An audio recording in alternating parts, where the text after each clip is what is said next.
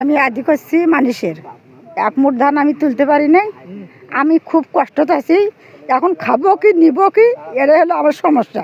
আমার স্বামীও বাড়িতে নেই, আমার ছেলেও বাড়িতে নেই। আমার খুব সমস্যা, আমি সমস্যাতে আছি। আমার খুবই দুঃখ।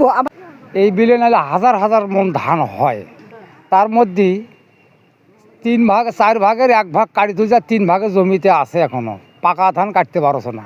পানি, অনেক পানি, মানুষের খুব কষ্ট। আমরা খুবই কষ্টের মধ্যে আছি। কিন্তু ওখানে যদি সুইচ গেট না থাকতো তাহলে কোনো সমস্যা হতো না, পানি নির্ভরভাবে চলে গেল হয়। মানে আমরা বুড়ো বুড়ি মানুষ অনেক কষ্ট করি এই আবাদটা। বড় আবাদ কতখানি খরচ, এটা তো আপনারাই জানেন যে কত খরচ।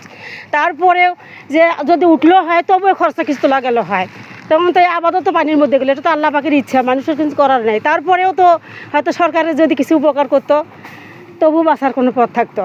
এখানে যদি ওই পাল্লা বিলে যদি ছাড়ি দিলি হয় তা আমার এই সাধারণ ঝড়িতে মনে করেন এখানে বিলটে ডুবলো না হয়। তো এইভাবে এতগুলো মানুষের ধানগুলো ডুবছে, এখানে তারা খাবি কি কোন আমরা কেন করি খামো, কেন করি বাঁচমো? ওপরেও তো আমার আবাদ নাই, কেমন করি আমরা চলবো? তো এদিকের মানুষ প্রায়টা মানুষ মনে করেন এইভাবে ধানটা তোলে নাই হয়। যেটা আবাদ করছি না, কত কষ্ট করি, মানুষের জমিন বন্ধক নিস না নিয়ে আবাদ করছি, সে মনে করেন ডুবে গেছে, সে ধান তো তুলবে পারিনি আমি।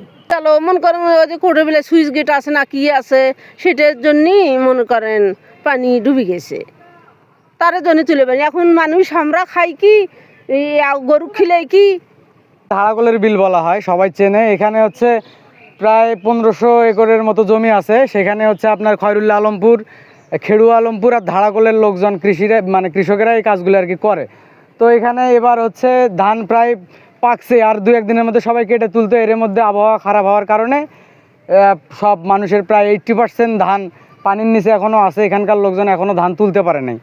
এখন তারা খুব হতাশা এবং কষ্টের সাথে জানাচ্ছে যে তারা কি খাবে, এবং তাদের গরু যে আছে খড়, তারা তো ধান না তুললে খড়ও পাবে না। এখন গরু কি খাওয়াবে, তারা কি খাবে, এটা নিয়ে খুব হতাশার মধ্যে আছে। এখন আমাদের পীরগঞ্জ উপজেলায় যে উপরস্থ কর্মকর্তা আছে, আমি তাদের দৃষ্টি আকর্ষণ করবো তারা যেন এটার একটা কোনো ব্যবস্থা করে।